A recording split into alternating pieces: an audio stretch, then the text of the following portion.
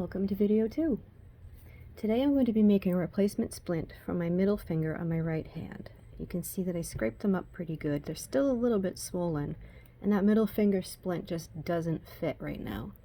So I'm going to take my wire, and because I like to wear my splints, I make them crossing over my knuckles in one direction on my right hand and in the other direction on my left hand.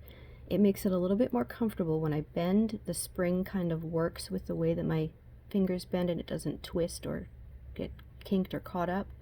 And it also makes it much easier to differentiate between a left and a right splint. So because I'm making this splint for my right hand, I'm going to wrap with my right hand. I know that that finger is about a size 9, so I'm going to find the size 9 on my splint, on my mandrel, hold the wire in place, and wrap it twice without crossing it over, so I have a full 2 revolutions and a crossover. This is a little bit wasteful, but it's okay because learning costs supplies.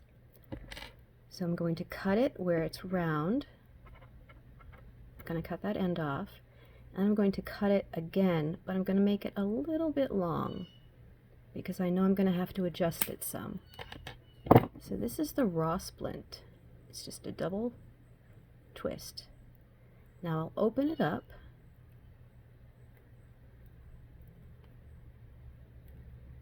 and try it on. You can see that it's much too big. There's much too much wire hanging out everywhere. So I'm going to just pinch it with my fingers until it feels comfortable. Now it's touching everywhere it's supposed to touch.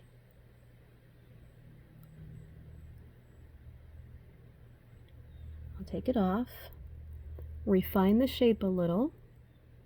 Now I see I have all of this extra wire here. I can go ahead and cut this off now. Make sure you catch your extra wire so it doesn't go flying across the room. You don't want to find those with your toes. And make sure that you're giving your pliers, your cutters, enough blade that you're not going to snap a blade off. So there's my extra wire. Now I'm going to press it into place and test it again.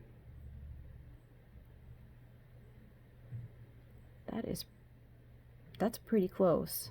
I don't think I can make it fit any better than that. It's doing its job here. I can adjust it a little bit more by opening it just a tiny bit, and then it'll hold my finger even straighter. There's no restriction here. The cross is nice. It's nice and smooth across my knuckle. And now all that's left is to do the smoothing. You can see these sharp edges. I can't really even feel them, but I know that they're going to catch on my clothes. So I can either take my file and file them flat, or I can use the buffer and file them flat. If you'd like to open them up a bit,